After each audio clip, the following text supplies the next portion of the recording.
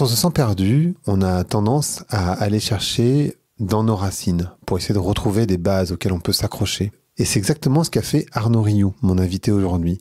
Il a passé plus de 20 ans à étudier une forme de sagesse orientale, à s'intéresser au chamanisme. Il a écrit énormément de livres et il a été côtoyé pas mal de peuples primaires, comme un anthropologue pourrait le faire. Et avec Arnaud, on parle de sagesse, on parle de médecine douce, on parle de chamanisme évidemment.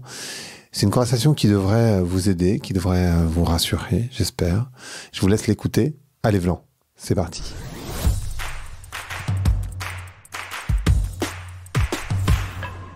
Donc bonjour à toutes et bonjour à tous. Bonjour Arnaud. Bonjour. Est-ce que vous allez bien aujourd'hui ? Moi ça va bien, ouais, ça va bien, on est en plein dans le printemps et tout va bien. C'est agréable. La première question que j'avais envie de vous poser, c'est que vous êtes parti d'une carrière dans le spectacle, dans le théâtre si je ne me trompe pas. Qu'est-ce qui vous a amené à aller explorer d'autres peuples, d'autres populations ? En fait, c'est un chemin qui se fait graduellement. C'est souvent une fois que les événements sont passés qu'on comprend pourquoi on fait pourquoi on prend telle direction et que d'un seul coup on se rend compte que le parcours est cohérent et qu'il y avait un sens, même si sur le coup il y a quelque chose qui pouvait m'échapper. Et en fait, ce qui s'est mis en place de façon naturelle, c'est que moi j'ai eu une carrière en tant qu'acteur, metteur en scène, directeur de théâtre pendant une vingtaine d'années, et assez vite j'ai appris énormément au théâtre. J'ai appris comment fonctionne le personnage, comment fonctionnent les émotions, comment se crée la dramaturgie, comment le personnage crée son rôle au théâtre. Enfin, j'ai appris énormément sur la nature humaine et ça a été ma première exploration. Et puis de fil en aiguille, en tant que comédien, et puis étant dans un monde qui était très très agité avec beaucoup d'enjeux, j'ai eu besoin de mieux me connaître aussi, mieux me comprendre. Donc j'ai découvert la méditation quand j'avais 25 ans, ça fait 35 ans maintenant. Et initialement, ça me parlait vraiment juste pour développer un peu plus de calme. Et puis de fil en aiguille, il y a eu une connexion qui était très très forte avec les maîtres tibétains. Et donc j'ai commencé à recevoir des enseignements avec les maîtres tibétains. Et là, il y a quelque chose qui vraiment me parlait. Je sentais ça apportait des réponses à des questions que j'avais même du mal à formuler sur le sens de la vie, sur qu'est-ce que l'âme, est-ce qu'il y a une vie après la mort, enfin sur toute une dimension spirituelle invisible où j'avais cette appétence vraiment à explorer ça. Et le bouddhisme tibétain m'a vraiment ouvert beaucoup de portes. Donc j'ai passé presque 15 ans avec les maîtres tibétains. Je suis parti en Inde, je suis parti au Tibet, j'ai été initié à beaucoup de pratiques du Vajrayana et ça a vraiment nourri profondément mon âme. Et de fil en aiguille, le bouddhisme m'a amené au chamanisme. Le chamanisme a rejoint le bouddhisme. Ça a été vraiment deux voies qui n'ont pas arrêté de rouler en parallèle, quoi. Et donc aujourd'hui, quand je regarde a posteriori, puisque j'ai arrêté maintenant le théâtre il y a une dizaine d'années, parce que je me suis rendu compte que le théâtre c'était un moyen pour moi de découvrir les personnages, de découvrir comment on crée notre personnalité, mais profondément j'ai fait ce que j'avais à faire en tant qu'acteur et puis j'avais envie de passer vraiment à autre chose. Et c'est ce qui fait que j'ai pendant très longtemps en parallèle je jouais au théâtre et puis j'animais les stages de théâtre, et les stages de théâtre sont devenus des stages pour comprendre les émotions, puis des stages pour se connaître, et puis des stages de méditation, et puis ça s'est fait. Il n'y a pas eu de coupure brusque en fait. J'ai pas arrêté un métier pour en faire un autre. C'est plus comme une rivière qui prend des tangentes et ça s'est passé comme ça, quoi. En fait, quelque part, si j'entends, vous avez voulu transmettre ce que vous avez appris finalement, c'est qu'au fur et à mesure que vous appreniez, vous vouliez transmettre.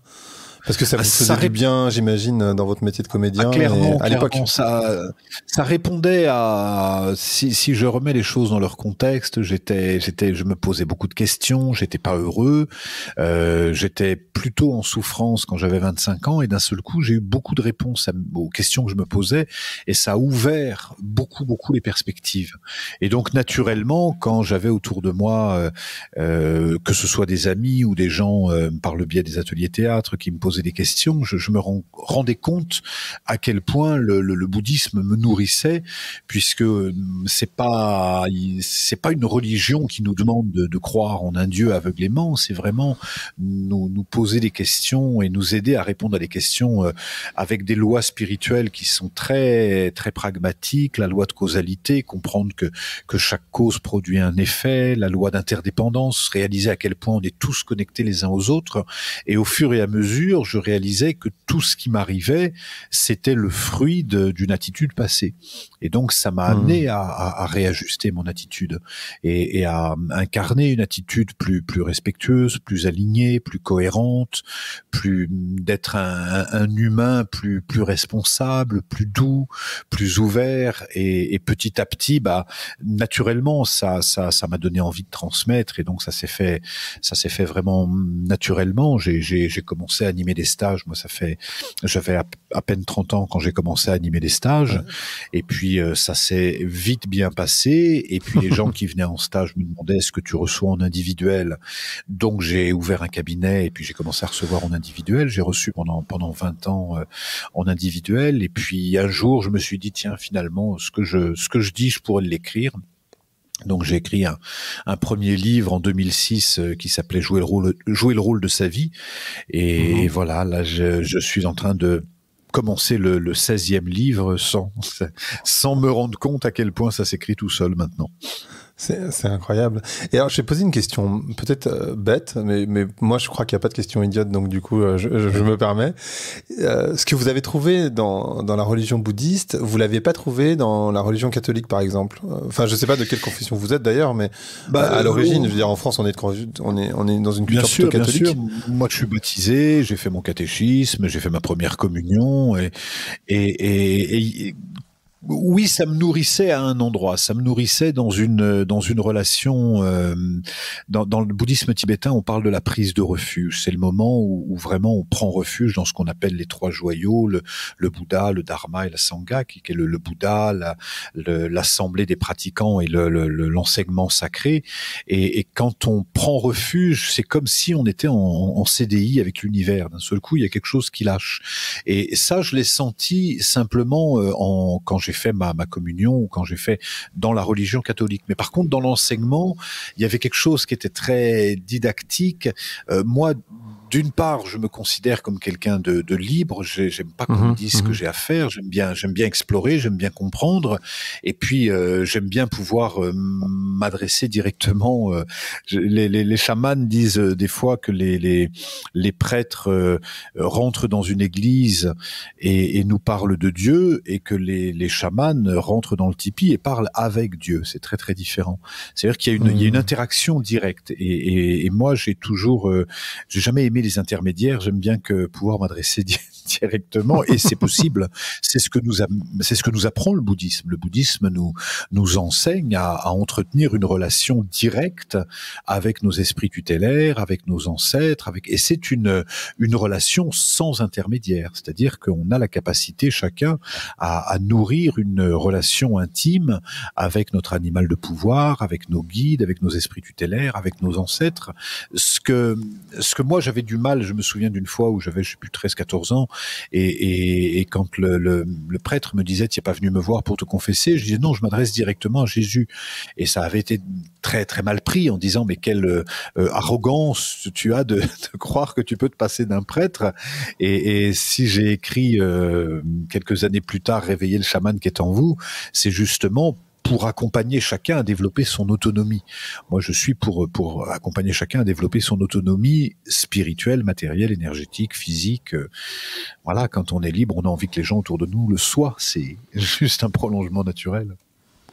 Ok. Et vous parliez justement de chamanisme. C'est quoi pour vous le chamanisme? Parce qu'en fait, le chamanisme, il est présent dans toutes les cultures. En fait, Ouais. il est présent dans la culture occidentale, enfin, au Tibet, voilà. Il y a même, de manière assez intéressante, des des manières de faire qui sont identiques d'une culture à l'autre sans que les personnes se parlent. C'est-à-dire que, en fait, c'est des procédés, ces procédés ancestraux, et finalement, on se rend compte que c'est des procédés qui sont pas identiques, mais il y a plein de similarités Bien sûr. entre ces procédés. Donc, la première question, c'est d'abord de savoir c'est quoi le chamanisme. Si tout le monde peut être chaman, c'est intéressant de comprendre ce que c'est que le chamanisme, enfin, en tout cas dans votre définition. Je précise toujours, tout le monde peut être chaman. Non, tout le monde peut pas être chaman, mais en revanche, tout le monde peut s'initier au chamanisme. C'est très différent. C'est un peu comme la médecine. Tout le monde peut s'intéresser à la santé. Tout le monde n'est pas docteur. Et pour le chamanisme, c'est pareil. On peut s'y intéresser. On peut devenir un praticien en chamanisme. Et définir le chamanisme, c'est un exercice tellement délicat parce que il y a pas un chamanisme. Le chamanisme d'Amazonie qui fonctionne beaucoup avec les plantes n'a pas grand-chose à voir avec le chamanisme mongol, par exemple. Là, voilà, c'est pas la même. Le chamanisme mongol, c'est les chamans qui incorporent leurs ancêtres. Donc, il y a vraiment une notion d'incorporation qui n'existe pas dans d'autres traditions. Et puis, le chamanisme aztèque ou le chamanisme indonésien, ça va être encore autre chose. Donc, il y a vraiment beaucoup de différences. Maintenant, il y a aussi des similitudes qui fait que dans toutes les traditions chamaniques, on va considérer et on va sentir que tout ce qui est vibrant est vivant et donc a un esprit, et que donc tout le peuple animal, le peuple minéral, le peuple végétal est animé d'un esprit. Et ça, on retrouve ça dans toutes les traditions chamaniques, dans l'animisme. C'est vraiment et donc ça provoque un respect de la vie sous toutes ses formes. Et ça, c'est quelque chose qu'on va retrouver dans le chamanisme, c'est qu'il y a toujours une quête d'un respect de la vie, d'un respect de tout ce qui est vivant. Donc on va être attentif à la vie des arbres, des végétaux, des plantes, des animaux, de toutes les traditions animales, de toutes les espèces animales, pardon. Et puis, comme on va être présent à l'esprit d'une rivière, à l'esprit tous les chamans, par exemple, et toutes les traditions chamaniques vont honorer la rivière, vont honorer l'élément eau, vont honorer la pluie, vont honorer les astres, vont honorer les ancêtres. Voilà, et ça, c'est quelque chose qu'on va retrouver. Puis, comme vous disiez, c'est vrai qu'il y a des pratiques qu'on peut retrouver, je pense, en disant ça à la hutte de sudation, par exemple, qui est qu'on va appeler en fonction, on va l'appeler l'inipi, on va l'appeler le sweat lodge, on va l'appeler le matato, en fonction qu'on est en Arizona ou qu'on est, et même chez nous en Occident, les Celtes, dans le druidisme, il y a des pratiques qui étaient très très proches du chamanisme. Pour moi, ça se côtoie vraiment. Et il y avait des pratiques de hutte de sudation qui étaient dans la pierre, donc on va retrouver des pratiques qui sont très fortes. Il y a une purification avec le feu, il y a une purification avec l'eau.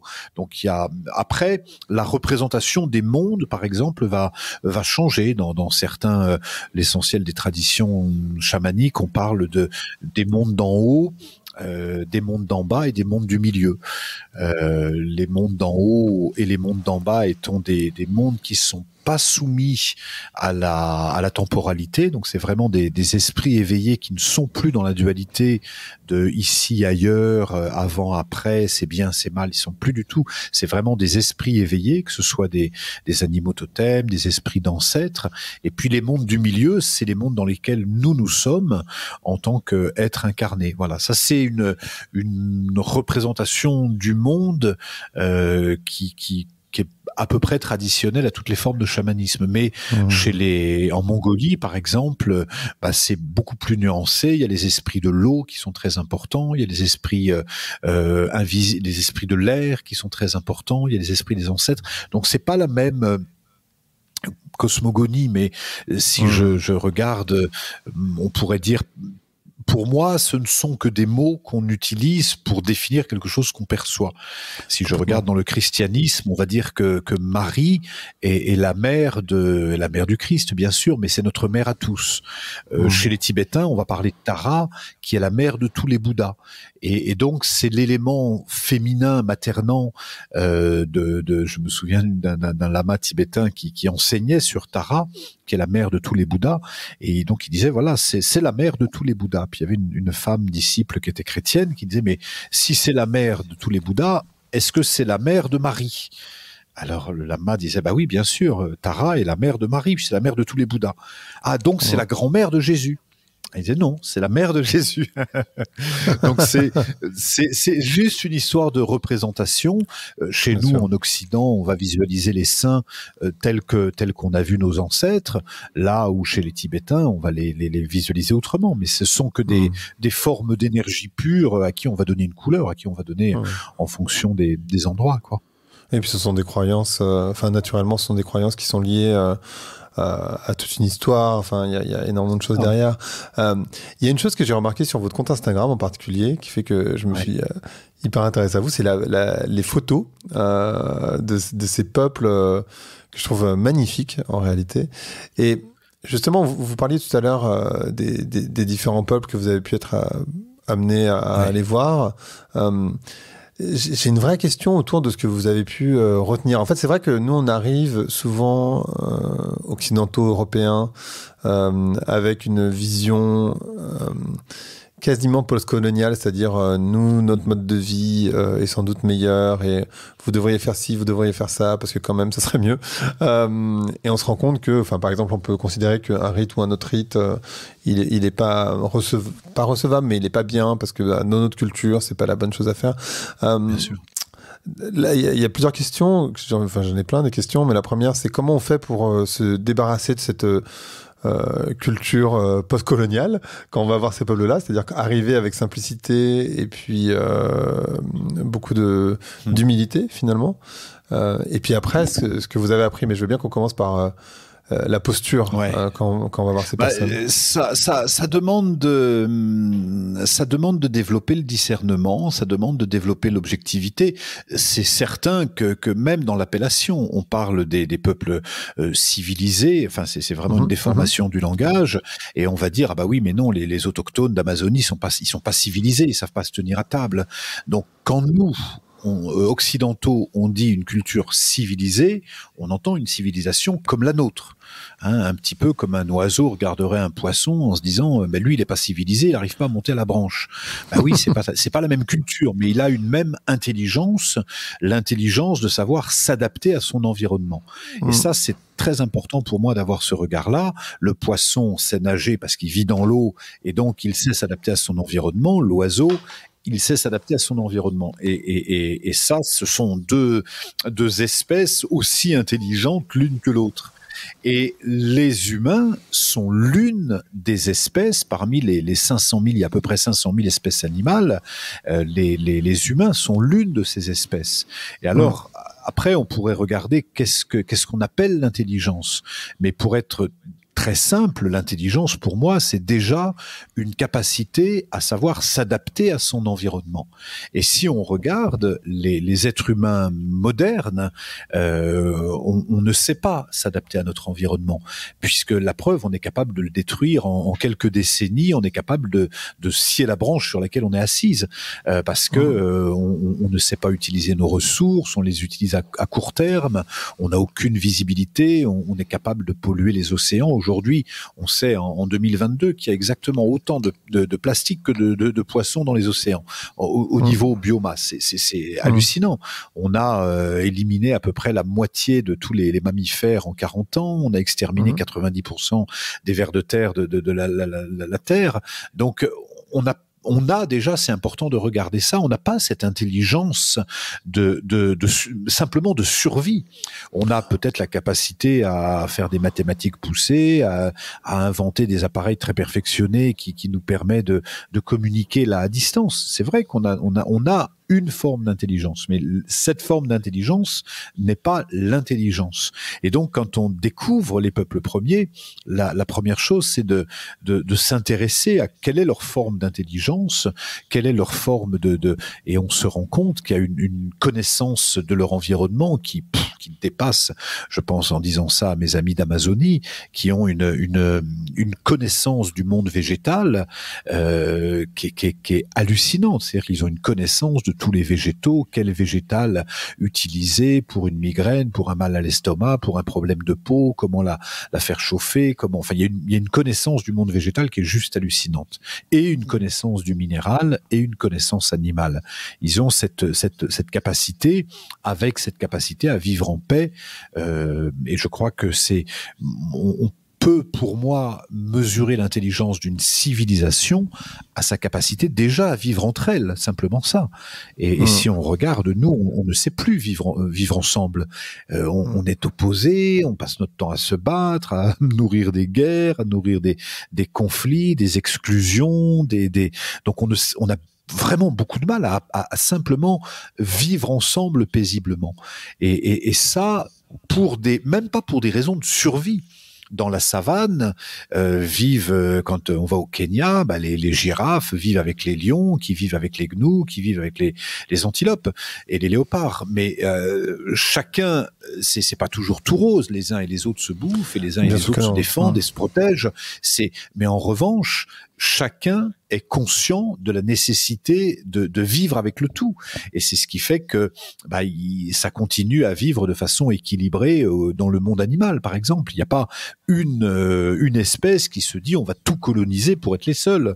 Ça, il faudrait être fou pour dire ça. Donc chacun chasse à partir de ce qu'il a besoin, chacun fait son territoire à partir de ce qu'il a besoin, mais le lion, il définit son territoire, il définit pas le plus grand territoire possible. Ça n'a aucun sens.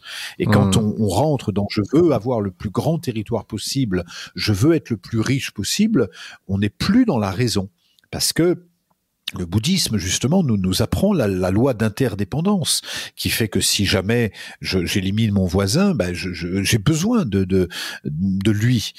Quand on voit simplement un pull vert qu'on porte sur nous, il y a combien de personnes qui ont contribué à ce qu'on ait le pull vert? Il y a celui qui a fait pousser le coton, il y a celui qui l'a récolté, il y a ceux qui ont fait les teintures, ceux qui l'ont coupé, ceux qui l'ont conduit en camion, ceux qui l'ont vendu. Il y a des milliers de personnes qui ont contribué à la fabrication d'un pull vert. Donc on a besoin les uns des autres. Et ça, on le voit dans la nature. Là, les fleurs ont besoin des abeilles pour butiner, les oiseaux ont besoin des insectes, les insectes ont besoin des vers de terre, les vers de terre.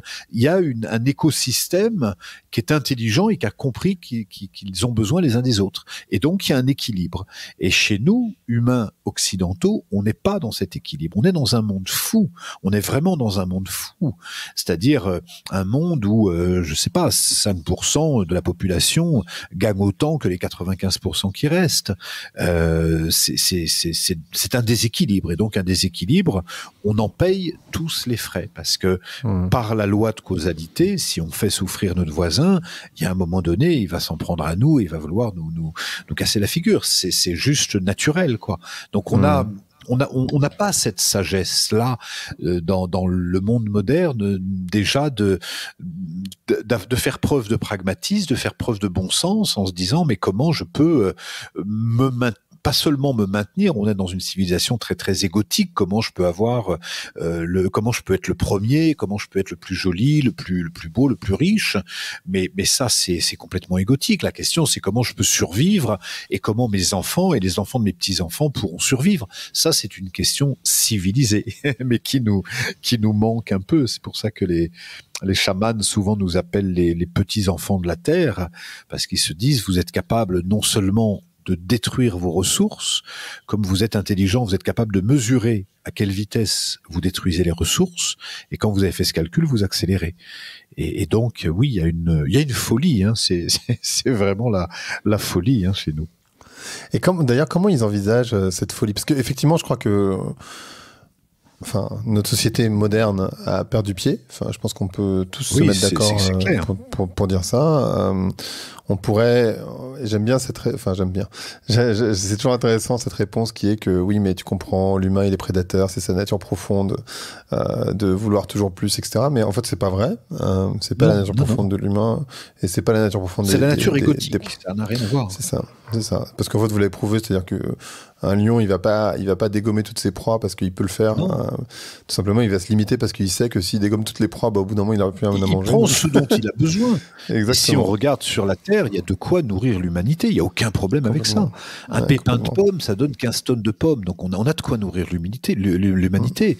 Simplement, si on veut être les seuls, et c'est ce qui fait, c'est le drame de la monoculture, c'est le drame de la culture intensive, c'est le drame de la pétrochimie, c'est qu'on veut tellement aller vite et dompter la nature, être le maître de la nature, qu'une seule espèce est capable d'en anéantir 500 000 autres. C'est délirant, quoi. Donc, vous me posez la question, comment les chamans regardent ça avec un œil...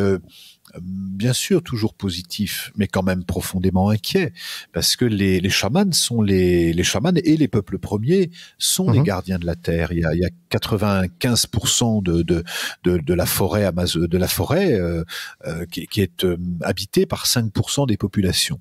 Mais ça, c'est aujourd'hui. C'est aujourd'hui où c'était, mais c'est en train de bouger justement parce que au Brésil, il y a une espèce d'accélération de l'orpaillage illégal, de l'utilisation du bois par des firmes, voilà, qui sont illégales et qui se développent vraiment à une rapidité terrible, quoi. Et c'est pour ça que les chamans sont inquiets.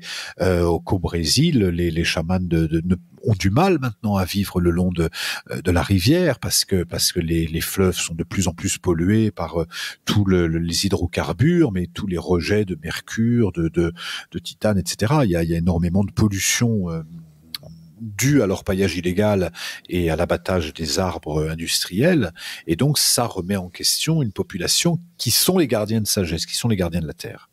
Donc, les chamans et les peuples premiers sont très inquiets. C'est ce qui fait d'ailleurs que depuis quelques années, ils se déplacent beaucoup, ils viennent nous alerter. Ils nous alertent en nous disant, on est les gardiens de la terre et on vous alerte, c'est clair. C'est très intéressant de voir... je pense que les Occidentaux, ils les voient un petit peu comme des personnes un peu folkloriques, avec leurs habits, etc. Ils se disent, oh tiens, ils sont folkloriques, mais en fait, ils essaient de délivrer un vrai message. En fait, c'est intéressant, j'avais reçu un géographe sur des peuples premiers également, et ce qu'il expliquait, c'est que même si on les a décimés, même si on a, la société occidentale, pas nous spécifiquement, mais a été extrêmement dur avec eux, de manière générale, à cause de toutes les raisons, toutes les raisons que vous avez évoquées. Eux, ils sont toujours dans l'échange. Ils pensent que on peut, parce qu'ils ont compris un truc, c'est qu'on vit sur cette même planète ensemble et qu'on est une espèce. C'est ça. Il faut vraiment regarder que le regard, l'approche des peuples premiers et la nôtre n'a rien à voir.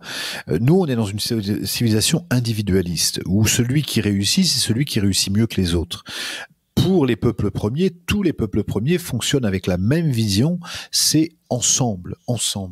C'est-à-dire que dans un corps humain, si le foie est malade, le cœur peut pas abattre des mains en disant bah t'es malade mais ça me concerne pas. Parce que si le foie est malade aujourd'hui, le cœur va être malade demain. S'il y a des invasions de champignons agressives sur un arbre, l'arbre voisin va se dire attends, moi je suis exposé et si on change rien, tous les arbres vont être malades. C'est une invasion de sauterelles, on se dit pas bah tiens t'as vu les arbres du premier rang, on est tous concernés. Et c'est pour ça que les chamans ont ce regard en disant oui, on a une partie de nous qui est malade, c'est l'Occident. L'Occident est malade. Et comme l'Occident est malade, à plus ou moins long terme, c'est la planète qui est vraiment menacée. Et là, on n'est plus dans c'est plus de la science-fiction. Les perspectives les plus pessimistes, enfin les plus optimistes du GIEC annoncent des drames pour les 10 ans qui viennent, quoi. On le sait qu'on en est là. Et malgré ça, on est encore, quand on regarde à la COP26, les décisions qui sont prises, on fait des perspectives à l'aube de 2032, on va limiter les hydrocarbures, mais c'est complètement dissocié disproportionné par rapport à l'état de sensibilité, enfin, dans lequel on est, quoi. Il y a voilà, c'est vraiment une question de regard, quoi. Est-ce que vous vous êtes posé la question, je vais vous la poser, mais ça se trouve, vous n'avez pas de réponse, c'est pas très grave, de savoir comment c'est possible qu'une civilisation se dérègle autant, c'est-à-dire perdre le contact avec la réalité. C'est pas tant se déconnecter de la nature, moi je crois pas trop qu'on soit déconnecté de la nature, parce qu'on est la nature, donc on peut pas être déconnecté de la nature techniquement, puisqu'on est de l'énergie fossile nous-mêmes, enfin quand on sera mort, en tout cas on sera de l'énergie fossile. Donc on n'est pas déconnecté de la nature, on a juste perdu pied, en fait. Et je sais pas comment une civilisation perd pied comme ça. Je sais pas si vous êtes intéressé à cette question. Bah, l'être humain, c'est le seul espèce animale qui a une capacité, qui a 3 intelligences, là où les animaux en ont 2. Les animaux ont 2 intelligences, qui est l'intelligence vitale, de trouver son territoire, de trouver son partenaire, de se défendre, de creuser un terrier. Ils ont cette intelligence vitale, et ils ont l'intelligence du cœur, qui leur permet d'être touchés, d'aimer, d'avoir des sentiments, d'avoir des émotions. Les animaux sont capables de ça. Nous, on a une intelligence en plus, qui est l'intelligence de la perspective. C'est ce qui nous permet de nous projeter en 2040, de faire une comparaison avec 2030, de regarder par rapport au passé, de faire qui est une vision abstraite. Et ça, il y a que les humains qui sont capables de faire ça. C'est-à-dire qu'on crée comme un monde parallèle. Et plutôt que de vivre dans le monde dans lequel on est, on se dit, tiens, on pourrait faire quelque chose qui n'existe pas. On pourrait aller vivre c'est intéressant de voir Elon Musk et les autres qui investissent des milliards pour se dire si on pourrait peut-être aller vivre sur d'autres planètes. Peut-être, mais on pourrait aussi apprendre à vivre sur la Terre avant d'aller vivre ailleurs. Donc on a cette capacité à se projeter dans le passé, dans le futur, dans l'ici, dans l'ailleurs, que n'ont pas les animaux. Les animaux, ils sont dans l'instant présent. Ils n'ont pas cette perspective. Et donc, c'est ce qui fait qu'il n'y a pas de déception, il n'y a pas de projection. Un castor qui fait son barrage, il va mettre 15 jours pour faire son barrage. Quand le vent souffle et que ça effondre tout, il reprend son truc et puis il va le faire ailleurs. Il se dit pas je suis nul, en fait ça veut dire que c'est à cause de l'autre non, il le fait ailleurs, point barre. Donc il n'a pas ce potentiel à se projeter en permanence. Et nous, c'est ce qui nous fait nous oublier, parce que c'est ce qui nous fait oublier qu'on fait partie de la nature. Et ça, on s'est éloigné de cette conscience qu'on fait partie de la nature à différents moments, parce que les peuples premiers, on est tous des peuples premiers en essence. On a tous été dans cette...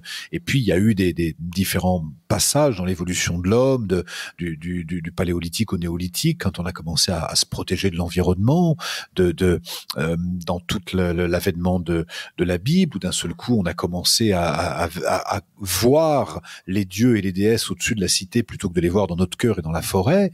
Et puis tout le passage de Descartes, où d'un seul coup on a vu la matière on a vu l'environnement comme de la matière première à coloniser. Et donc on sait imaginer qu'on était coupé de la nature, alors qu'on ne l'est pas.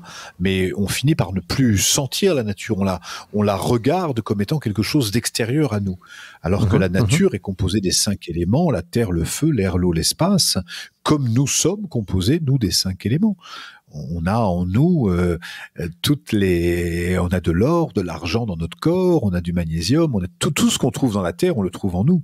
Donc on est complètement, on fait partie de la nature, quoi, complètement. Il y a aussi peut-être une question de langage, c'est-à-dire qu'évidemment quand on parle d'environnement, on suppose que c'est quelque chose qui est à l'extérieur, alors qu'évidemment, nous faisons partie ça serait un vocabulaire. Moi, je crois que les écologistes, quand je vois que les élections, ils font 2 ou 3 ou 5%, je me dis, mais ça veut dire qu'on est, je parle pas du parti écologiste, mais le simple fait de faire un ministère de l'environnement, ça veut dire qu'on n'a rien compris.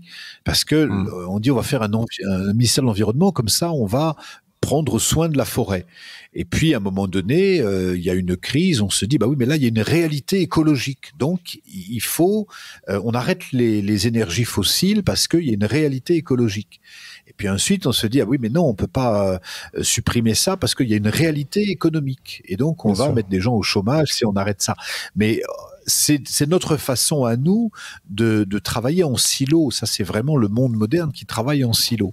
Là où les peuples premiers n'isolent pas, ils intègrent toujours leurs décisions économiques, toutes les décisions économiques sont en lien avec une dimension écologique et sont en lien avec une dimension sociologique et une dimension humaine et une dimension culturelle et une dimension sanitaire et philosophique. C'est-à-dire qu'il y a toujours, c'est ça la sagesse, c'est de pouvoir superposer les prismes pour pouvoir dans une décision intégrer un maximum de prismes. Là où nous on isole.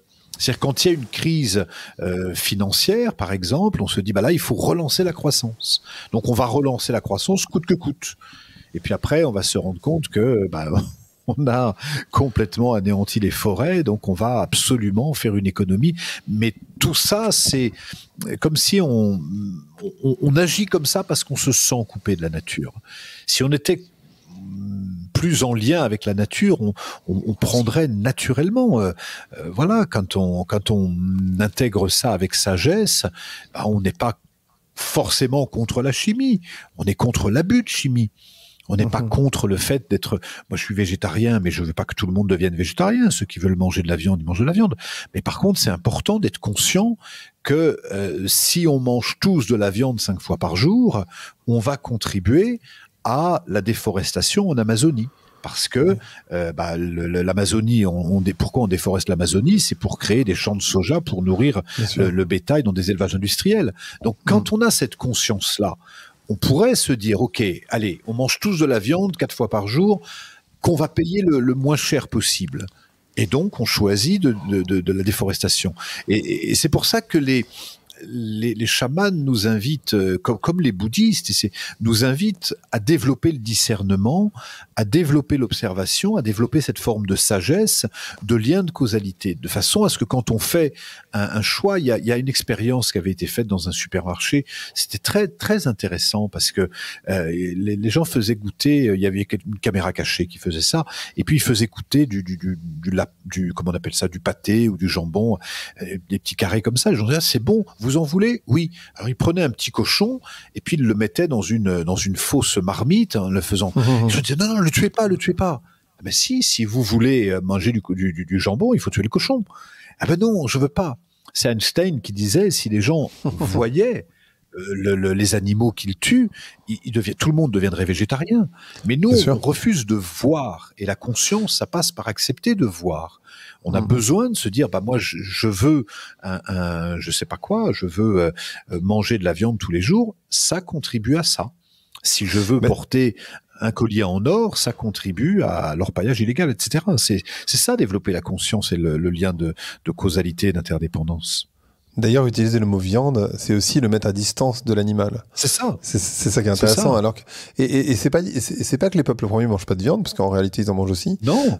Mais par contre, ils célèbrent l'animal qu'ils tuent. C'est très différent de. C'est pour ça que une forme d'automatisme. Moi, je suis végétarien pour des questions personnelles, mais je suis pas. Il y a des animaux végétariens, qui sont des animaux solides. Hein. Le bœuf est végétarien. Oui, bien sûr. Le lion ne l'est pas. Et on a besoin de bœufs et de l'éléphant est végétarien. Donc on a besoin on a des natures différentes. Il y a pas de problème avec ça. Mais c'est juste développer cette conscience. Et pour moi, c'est la même chose. Il y a des grands voyageurs, il y a des nomades, il y a des sédentaires. Mais le tout, c'est d'être conscient. Moi, quand je prends l'avion, je le prends moins en ce moment, mais quand je prends l'avion, je me pose toujours la question. Il y a l'intérêt pour moi d'y aller, mais je me dis, est-ce que ça vaut que je crame autant de pétrole pour aller là-bas? Si oui, j'y vais. Mais sinon, j'y vais pas. Et c'est se poser ces questions-là dans notre quotidien, dans tout ce qu'on fait. J'ai toujours la possibilité d'aller faire mes courses avec un sac plastique ou avec un sac tissu, d'acheter une bouteille en plastique d'eau ou d'acheter ceci. Et dans la façon dont on va s'alimenter, dont on va construire notre maison, dont on va avoir une relation avec les animaux, ça nous dit qui on est, quoi, quelque part. Ça, je suis 100% d'accord avec ça. C'est-à-dire qu'évidemment, tout l'enjeu. Je crois que en fait, un des grands problèmes dans notre société, il y en a plusieurs, mais c'est effectivement qu'on a perdu la conscience. C'est-à-dire qu'on fait les choses inconsciemment. Et comme on prend une douche, on va rester sous l'eau parce que c'est agréable. On va, je sais pas, pourquoi pas manger de la viande. Alors 4 fois par jour, ça me paraît énorme, mais même 2 fois par jour. On va, je sais pas, on va pas faire attention en fait, et du coup, on va faire les choses sans conscience. Et ça, et on y prend pas, et le pire, c'est qu'on n'y prend même pas de plaisir parce que c'est sans conscience. Ah oui, c'est ça le pire. Moi, si je regarde les chamans mongols, c'est vraiment des viandards. Ils mangent beaucoup de viande. Pourquoi? Parce que c'est des nomades. Et quand on est nomade, on peut pas faire pousser pendant un an. Voilà, donc ils sont nomades, ils changent de. Et donc qu'est-ce qu'ils font? Ils se déplacent avec les moutons et ils mangent du mouton. Ils mangent du mouton matin, midi et soir. Mais ils vivent avec les moutons et puis ils vont les tuer. C'est eux qui les tuent. Et puis ils tuent les plus vieux. Et c'est un contrat à ce moment-là. Ça veut dire qu'ils prennent soin des moutons, ils les protègent, ils les nourrissent, ils les préservent. Et puis à la fin de leur vie, ils les mangent. Ça me choque absolument pas. Pourtant, je vois la vie animale comme je vois la vie humaine, mais ça ne me choque pas. Ça me choque davantage de se dire qu'on va faire des élevages industriels de poules et qu'on va.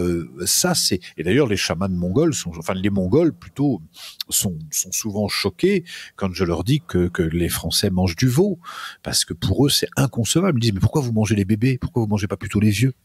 c'est encore là. C'est une vraie réflexion, quoi. Et c'est pour ça que si on avait vraiment la conscience de dire, écoute, si tu veux, à la limite, quelqu'un qui va pêcher, moi, ça me fait toujours mal au cœur pour le poisson, mais il pêche le poisson, il va manger son poisson. Ok, il a fait souffrir le poisson, il mange le poisson, il est comme un lion qui mange un zèbre. C'est la vie quelque part. En revanche, de voir que on sacrifie, j'ai plus le chiffre en tête, mais combien d'animaux sont tués chaque seconde, c'est vertigineux. Et on pourrait dire la même chose du peuple végétal, avec une capacité à jeter, je sais plus combien de milliers de tonnes chaque jour de végétaux qu'on fait pousser et qu'on met à la poubelle, quoi. Ça n'a aucun sens. Et ça, c'est effectivement, quand vous parliez des poissons, c'est une chose de pêcher son poisson pour manger, et c'est une autre chose d'avoir des filets de pêche qui raclent le sol et qui détruisent tout sur leur passage, qui détruisent des dauphins, des requins, Bien sûr. Et en fait, on les jette par-dessus bord au final. Et qui se fragilisent eux-mêmes, parce que la pêche industrielle, on a des coraux qui ont des milliers d'années, on a des poissons qui mettent des années à se reproduire, on a un équilibre simplement. Et c'est pour ça que que ce soit la pêche industrielle, l'élevage industriel, l'agriculture industrielle, elle est contre nature. La nature, elle n'est pas industrielle. Elle donne en abondance, mais elle n'est pas industrielle. Et elle donne en abondance, elle est terriblement généreuse. C'est incroyable. On fait de la permaculture ici au Moulin. C'est incroyable de voir ce que la terre donne. La terre est d'une générosité. C'est incroyable. Des fois sans même qu'on s'en rende compte. C'est-à-dire qu'on va trouver d'un seul coup des potirons qu'on n'a jamais plantés parce que il y avait dans le potager un pépin de potiron et c'est parti, quoi. Donc la terre est d'une générosité exceptionnelle. Mais si on ne respecte pas ces cycles, elle peut devenir d'un seul coup d'une pauvreté terrible, comme ça peut arriver, comme ça nous arrivera. Et d'ailleurs, ça arrive avec les engrais qu'on met dans la terre, parce qu'en fait, à la fin, on tue la terre elle-même. Elle a perdu trois fois ses capacités nutritives en 20 ans. Et aujourd'hui, dans une tomate, il y a 27 produits phytosanitaires. Donc, plus on met de la chimie, plus on enlève les qualités nutritives de la pomme. Donc là où il fallait manger une pomme il y a 20 ans, si on voulait absorber le même contenu de vitamines, il faudrait en manger 3. Et en même temps, là, je parle de pommes qui seraient non traitées, quoi. Alors, et je dis pas encore une fois qu'il faut pas traiter le verger, mais toujours avec parcimonie. Nous, quand on a les mains dans la terre, on a un peu moins d'idéaux quelque part. Et nous, quand on fait on a un potager en permaculture, on fait attention, on ne met pas de chimie, vraiment très très peu. Mais si à un moment donné on a une invasion de la pyrale du buis qui vient ici, on va s'interroger, on va se dire comment on peut pas laisser la pyrale détruire tous les buis comme ça en 3 jours. Donc qu'est-ce qu'on peut faire? On va utiliser le Karcher, on défend notre territoire aussi, mais on fait en sorte d'avoir des incidences le moins possible. Et je crois que c'est là aussi que les chamans et les peuples premiers pourraient parler avec les agriculteurs, parce que les agriculteurs, ce qui est terrible, c'est que au départ, ils aiment la terre, sinon ils feraient un autre métier, ils iraient travailler dans les bureaux. S'ils décident de travailler la terre, ça veut dire qu'ils aiment la terre. Et ils sont toujours malheureux de lui faire subir ce qu'ils lui font subir. Et en plus, c'est souvent les premiers à en payer le prix. On l'a vu par le glyphosate, on l'a vu combien il y a de cancers qui se développent, de maladies de peau, de maladies. C'est les agriculteurs les premiers exposés. Donc ils le font pas de gaieté de cœur. Mais c'est certain que quand ils abordent maintenant un champ qui fait tant de dizaines d'hectares, ils se disent oui, c'est sûr que si je le fais à la main, je pourrais pas. Donc parce que on est passé à une ère industrielle et que dans cette ère industrielle, on a perdu la forme de sagesse. Et c'est voilà on s'en rend compte aujourd'hui parce que c'est hallucinant. Je voyais un ami qui est maire d'un petit village en Normandie et donc il est président de l'école, enfin de l'école du village, et il me disait quand il fait le menu pour la cantine, il doit lancer un appel d'offres pour que les vergers de toute l'Europe participent à l'appel d'offres. Et donc, en l'occurrence, c'était les Polonais qui livraient des pommes en Normandie pendant que lui allait livrer des pommes en Roumanie. Donc, c'est du délire. On n'est plus dans l'écologie, on n'est plus dans l'intelligence de la nature. La nature, elle donne énormément, mais ça n'a aucun sens d'aller vendre nos pommes en Roumanie pour aller en acheter en Pologne. Ça n'a aucun sens.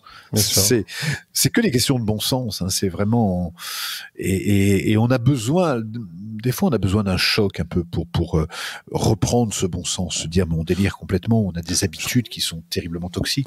Je crois qu'on va en avoir. Enfin, on en a déjà eu, on a eu le Covid. Bien sûr. Je pense que malheureusement, des chocs, on en aura, mais... C'est ça, on en aura, et moi je souhaite que les chocs soient suivis des faits, mais souvent on se dit ah oui mais le gouvernement il a pas changé, oui mais nous qu'est-ce qu'on a changé? Est-ce qu'on a changé quelque chose dans notre alimentation? Parce que l'État c'est nous, comme et on peut voter autrement qu'avec un bulletin de vote.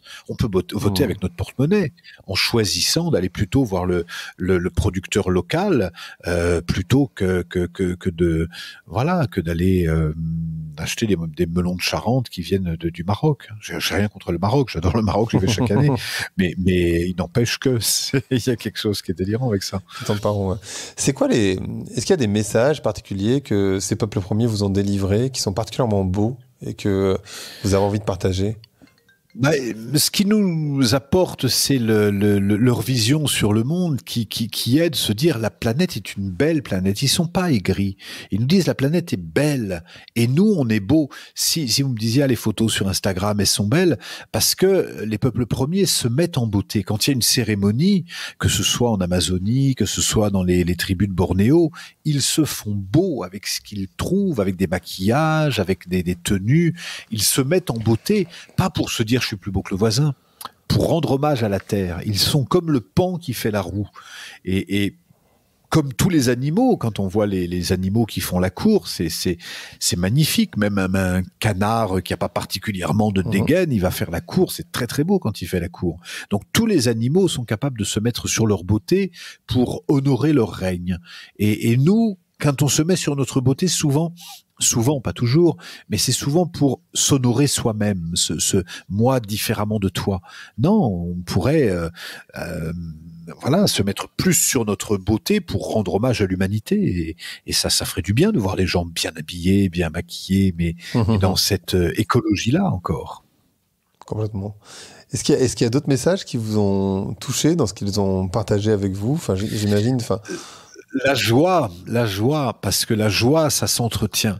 Et moi, j'ai cru longtemps que c'était les phénomènes extérieurs qui nous amenaient la joie. En fait, c'est exactement l'inverse. C'est la joie qui amène les événements extérieurs favorables. Et donc, d'être dans la joie, ça s'entretient.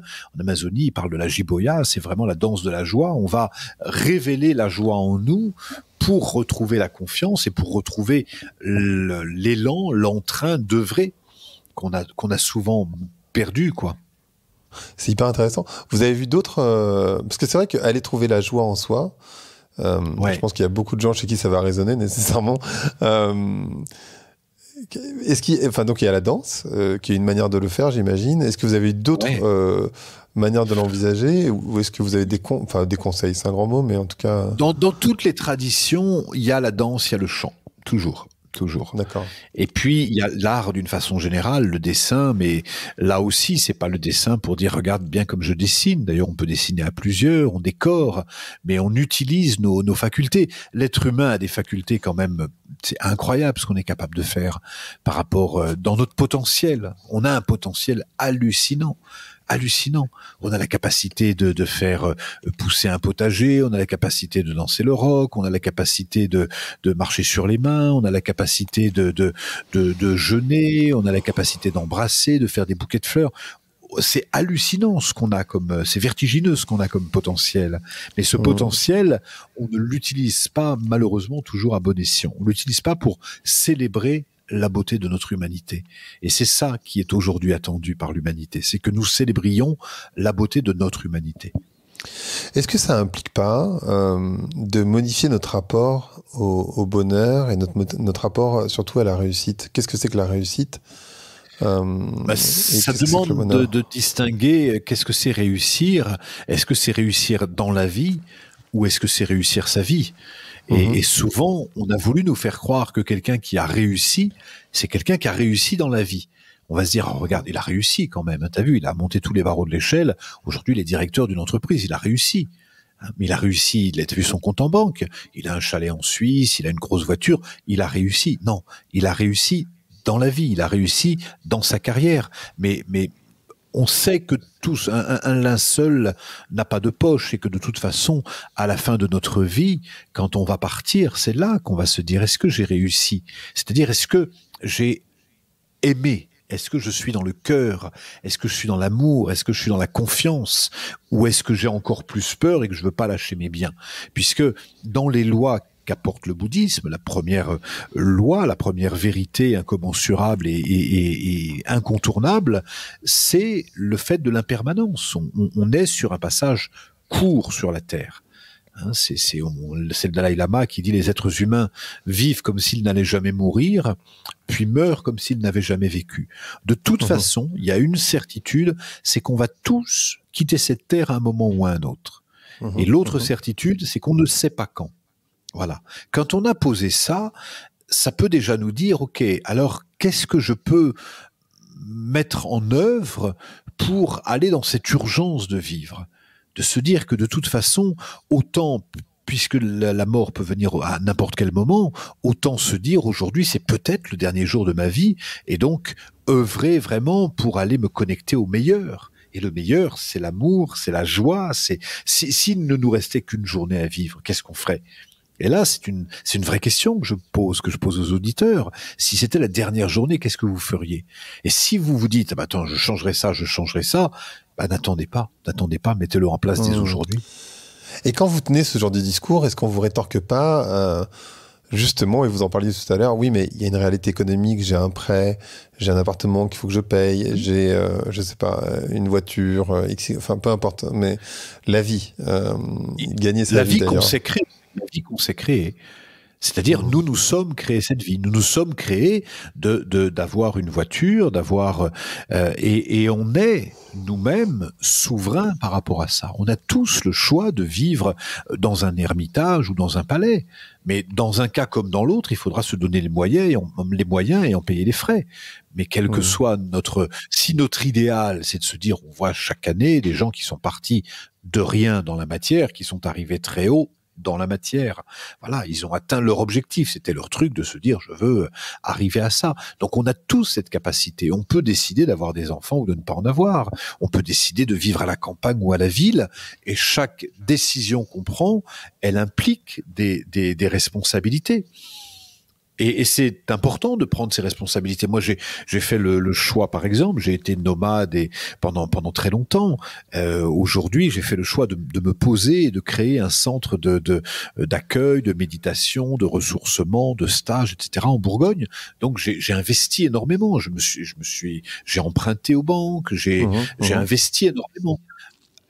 C'est un choix que je fais, donc je l'assume complètement. Je suis heureux de faire ça. Ça me permet de nourrir mon œuvre Quand je dis mon œuvre, on a tous une œuvre, quelle qu'elle soit, on a tous une œuvre. Des fois, on l'a oublié.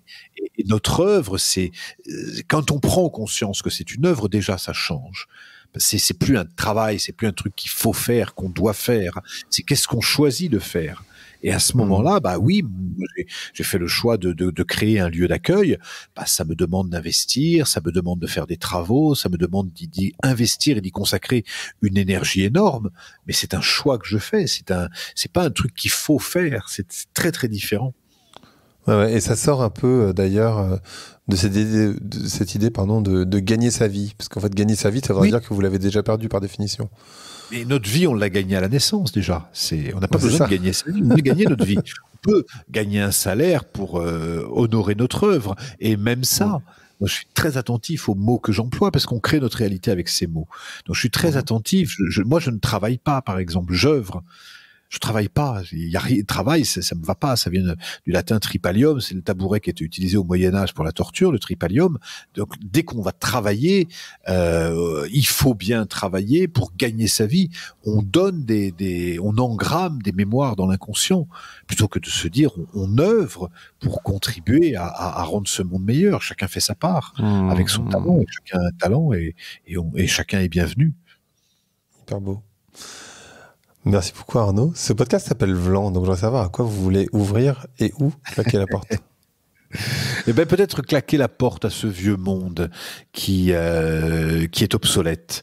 Ce vieux monde justement qui s'était appuyé sur l'ego, sur le faire plus fort que le voisin, plus grand que le voisin, et fermer la porte définitivement à la petitesse individuelle pour s'œuvrer, pour s'ouvrir et pour œuvrer sur la beauté de notre monde et la beauté de notre humanité.